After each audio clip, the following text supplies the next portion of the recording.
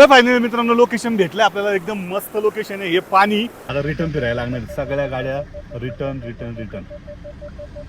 Bad लक. थांबण्याचं कारण काय माहिती तुम्हाला, गाडी सकाळ धरून चालवतोय, रोड काय उरकत नाही, आणि महत्वाचं म्हणजे गाडी गरम पण झालेली थोडीशी.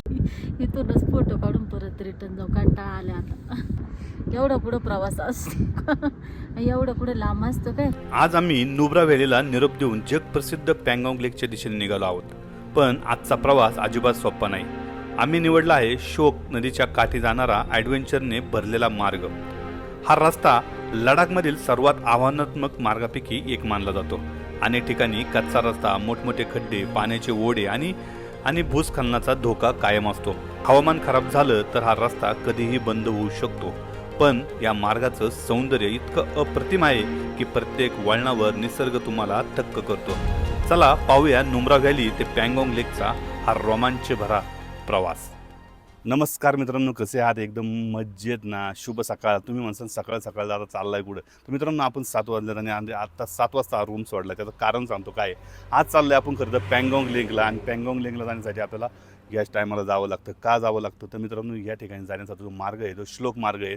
या मार्गावरती खरं नुब्रा ते श्लोक मार्ग आहे तो, किंवा श्लोक विलेज आहे, त्याच्यामध्ये जो रस्ता आहे तो इथं पूर्ण ग्लेशियर असल्यामुळं वरती डोंगरावरती ते पागळतं आणि रस्ता पूर्ण ब्लॉक होतो. पाण्याचा प्रवाह जास्त होतो, त्यामुळे पाणी गाड्या क्रॉस करू शकत नाही. त्यामुळे आपण ना लवकर चाललो आहे, जेणेकरून सकाळच्या वेळेस ग्लेशियर पागळत नाही आणि आपण सहज जाऊन पँगॉंग रोडला पोहोचू शकतो. हे जो रस्ता आहे हा 165 किलोमीटरचा आहे, जेणेकरून आपल्याला इथं 4 तास लागतात. जर चुकून आपण जर या रस्त्याला लेट गेलो आणि जर पाणी आलंच तर आपल्याला दुसरा मार्ग निवडायला होतो, तो म्हणजे बारेला मार्ग निवडला तर काय होतं तर मित्रांनो, इथं गेलो ना आपण तर साधारण आपल्याला 2 ते 3 तास आपल्याला परत वाढतात. म्हणजे 65 किलोमीटर वाढतं. त्याच्यामुळे हे टाळण्यासाठी आपण सकाळी लवकर उठले. रात्री आपण ह्या हॉटेलला राहिलो होतो. हॉटेल एकदम व्यवस्थित आहे, आणि जर तुम्हाला ह्या हॉटेलची इथं राहायचं असेल त्याची मी खरं तर आपल्या डिस्क्रिप्शनमध्ये याची गुगल मॅप आणि नंबर देतो. तुम्हाला पण राहायचं असेल तर तुम्ही राहू शकता. जेवणसुद्धा इन्क्लुडिंग आहे जर तुम्हाला पाहिजे असेल तर. अशा पद्धतीने आज पँगॉंग लेकचा हा प्रवास असणार आहे. हा रस्ता खूप मस्त आहे आणि ॲडव्हेंचर भरा आहे, तर तुम्ही नक्की तो हा व्हिडिओ शेवटपर्यंत बघा. चला तर मित्रांनो, सुरू करूया आजचा व्हिडिओ. नुब्रा व्हॅलीला बाय बाय करून आम्ही निघालो होतो श्लोक व्हॅली मार्गे पँगॉंग लेकच्या दिशेने. आम्हाला वाटलं होतं की सकाळ लवकर निघालो त्यामुळे आरामात पुढे जाऊ, पण तसं काहीच झालंच नाही. आमच्याबरोबर आमच्यासारखेच शेकडो पर्यटक रिव्हर क्रॉसिंग पार करण्यासाठी पहाटेच रस्त्यावर उतरले होते, आणि बघता बघता संपूर्ण रस्त्यावर वाहतुकीची मोठी कोंडी झाली. तरीही हा प्रवास अविस्मरणीय होता. एका बाजूला शोक नदी, दुसऱ्या बाजूला उंच उंच डोंगर, आणि मधूनच लोखंडी पूल आणि निसर्गाने उधळलेलं अप्रतिम सौंदर्य. प्रत्येक वळणावर कॅमेरा थांबवासा वाटत होता. सुरुवातीचा रस्ता बराच चांगला असला तरी पुढे गेल्यावर खरी परीक्षा सुरू होते. कच्चे रस्ते, मोठमोठे खड्डे आणि ऑफ रोडिंगचा भन्नाट अनुभव. यामुळे हा प्रवास खऱ्या अर्थाने ॲडव्हेंचर बनवतो. आम्हाला वाटलं होतं की वेळेत रिव्हर क्रॉसिंग पार करू, पण आज नशीब आमच्या बाजूने नव्हतंच. पाण्याचा प्रवाह इतका वाढला होता की एका मागोमाग एक वाहने मागे फिरू लागली. शेवटी आम्हालाही माघारी फिरण्याशिवाय पर्याय उरला नाही.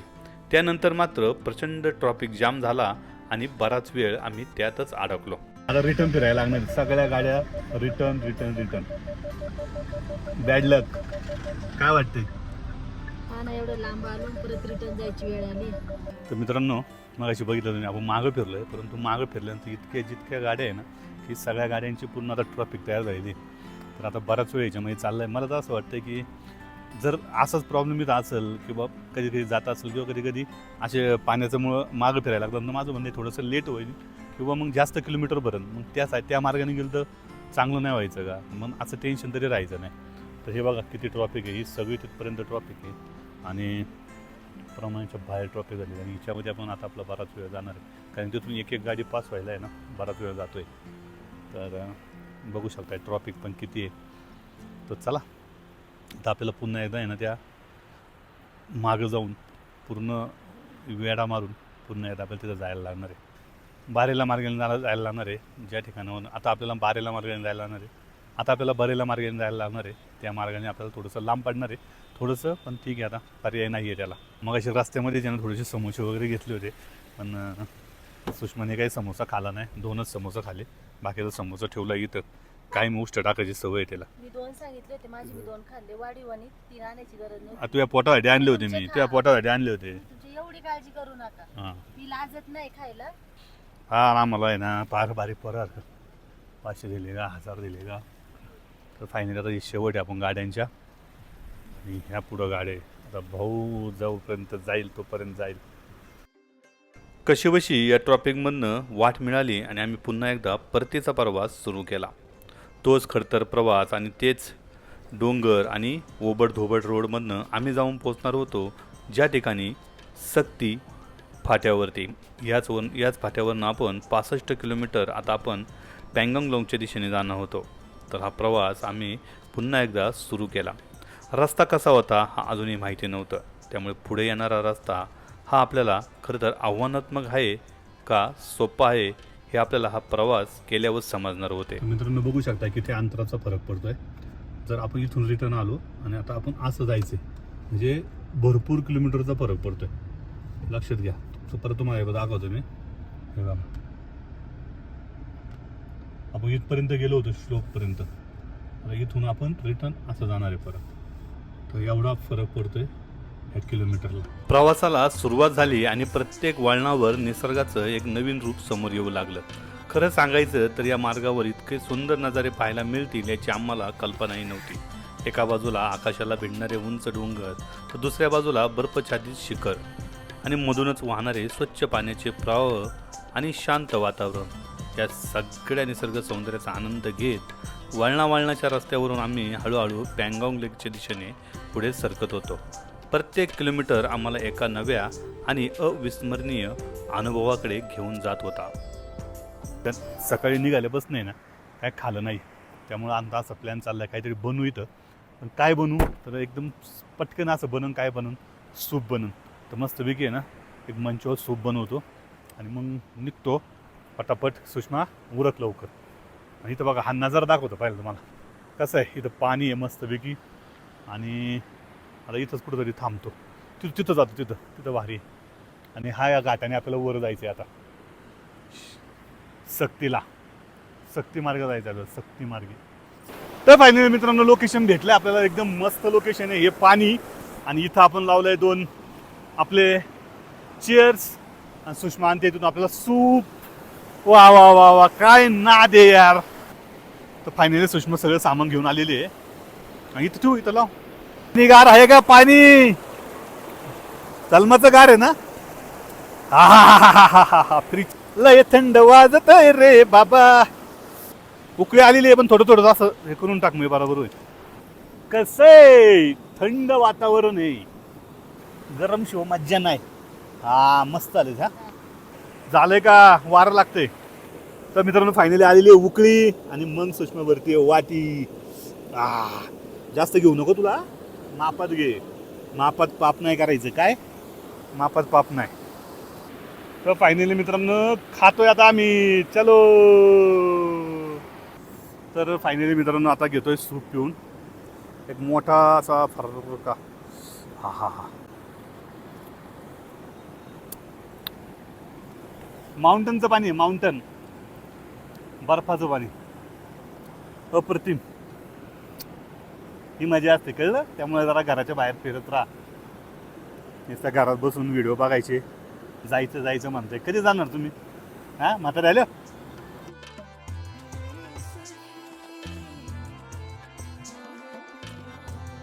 ते माउंटन वॉटर आहे ते बेस्टच आहे कळलं. Natural water. आत्तापर्यंतचा प्रवास खरं तर भारीच वाटला होता, परंतु त्यानंतर चालू झाला तो खडतर रस्त्यांचा प्रवास आणि आता खरं तर ॲडव्हेंचर चालू झाल्यासारखं वाटलं. तर थोडंसं थांबलोय बरं का. थांबण्याचं कारण काय माहिती मग गाडी सकाळ धरून चालवतोय. रोड काय उरकत नाही आणि महत्त्वाचं म्हणजे गाडी गरम पण झालेली थोडीशी आणि त्यामुळे थोडंसं थांबलो इथं. आणि हे बघ गाडी फोडलेली आहे आणि जरा वायफरचं पाणी आहे ना ते त्यात टाकलं आणि कुलंट थोडंसं मायनसमध्ये आलं तर बऱ्यापैकी. थोडंसं पाणी ओतले म्हणलं परत लक्षात नाही राहिलं चुकून तर हे नको व्हायला म्हणून पाणी वगैरे ओतलं तेवढं आहे. सुषमा आपल्या निवांत बसलेली. काय आलं सुषमा? इथूनच फोटो काढून परत रिटर्न जाऊ. कंटाळा आले आता. काय आलं एवढं लांब? काय डोकं दुखायला लागले. ते काही येईना अजून. इथूनच फोटो काढून जाऊ. एवढं पुढं प्रवास असतो. एवढं पुढं लांब असतं काय. नुसते टन. आता कसं वाटते गार गार वाट.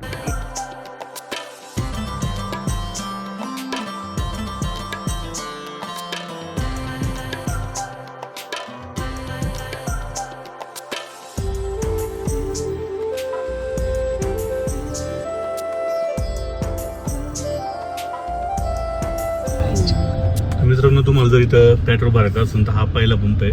तर पेट्रोल संपायला लागलं तर इथून पुढचा पेट्रोल पंप 100 किलोमीटरला आहे. त्यामुळे जर पेट्रोल कमी असेल तर तुम्ही इथं तांगसेमध्ये तुम्ही डिझेल पेट्रोल भरू शकताय. हा पंप आहे, एवढी लाईन लागलेली आहे इथं दिसलेली आहे. इथून आपल्याला लगेच इथून 33 किलोमीटर आपलं पँगॉंग लेक आहे आणि इथून 199 किलोमीटर हानले जे आहे ते 199 किलोमीटर आहेत. तर मित्रांनो, हे आहे मराठा बटालियन, त्यामुळे रस्त्यावरती बघायला भेटलं. तर मित्रांनो, पोहोचलोय फायनली आम्ही पँगॉंग लेकला. तर हा बघू शकता पँगॉंग लेक इथून सुरुवात होती, अजून भरपूर पुढे आहे. तर आपण पहिले इथे ना मस्त ज्या लोकेशनला 3Dची शूटिंग झाली त्या लोकेशनला मस्त पहिले एक फोटो काढू, नंतर पुढं जाऊ आणि रूम चेक करायचं आहे. आज रूम कुठेतरी चांगला घ्यायचा आहे.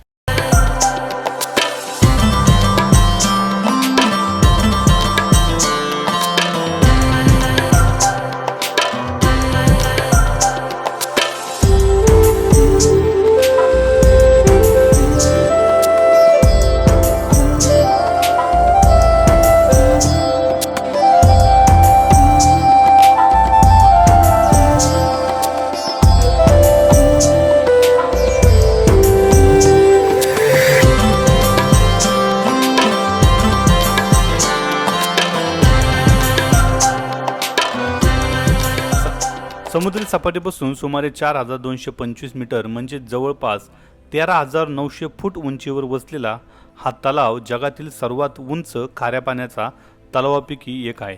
पँगॉंग लेकची एकूण लांबी सुमारे 134 किलोमीटर असून त्यापैकी जवळपास 75% भाग हा चीनच्या तिबेटमध्ये आहे, तर उर्वरित भाग भारतातील लडाखमध्ये आहे.